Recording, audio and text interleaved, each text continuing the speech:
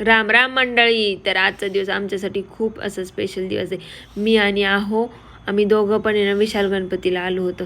तर बघा आता तिथं किती छान सजावट केलेली ना. आता 1-2 दिवसावरच गणपती आलेले आहेत.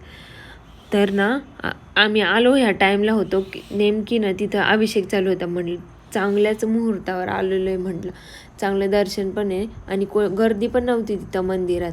आणि आता आहे ना म्हटलं निघावा, वेळ पण खूप होत होता. बाहेर आहे ना एवढी गर्दी होती ना सणांमुळं. आता सगळे सण जवळ येतात आहे. गणपती म्हटल्यावर तर सगळ्यांच्या जिव्हाळ्याचा विषय. तिथून आम्ही गेलो होतो पाणीपुरी खायला. मग आहे ना तिथं आमचे नगरचे जे व्लॉगर आहेत ना त्यांचं शूट चालू होतं. आता एक शूट करण्यामागं एवढी मेहनत घ्यावी लागते ना. बघा आता तुम्ही पुढं.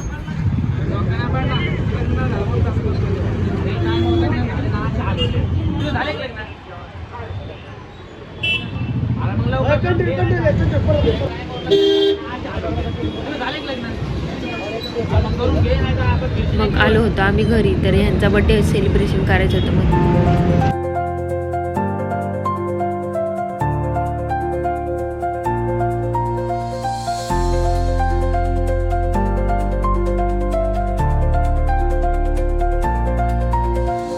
रात्री सेलिब्रेशन झालं. मग ब्लॉगचा एंड नाही केला मी. मग छोटा होता ब्लॉग. मग म्हटलं उद्या हरतालिका आहे, मग आपण पूजा करताना पण ब्लॉग काढणारच आहे. तर मग ते शूट करूया. मग मी महादेवाची पिंड बनवत होते वाळूची. मी सखी आणि पार्वतीची मूर्ती नाही आणत, मी वाळूनच करते.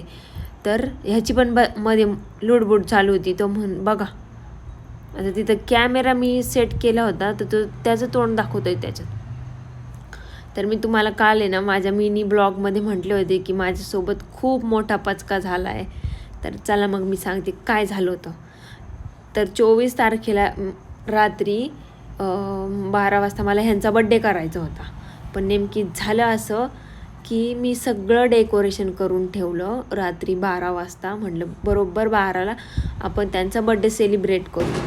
पण असं काही झालंच नाही.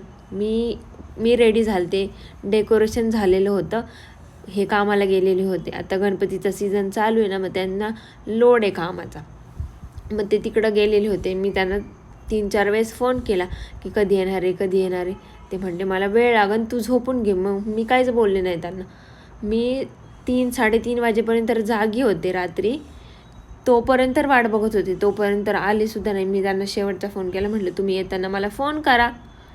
पण त्यांनी मला फोनच केला नाही. ते डायरेक्ट सकाळी किती वाजता आले माहिती का? 6 वाजता. मग बघा बरं किती मोठा पचका झाला. तुमच्यासोबत असं कधी झालेलं आहे?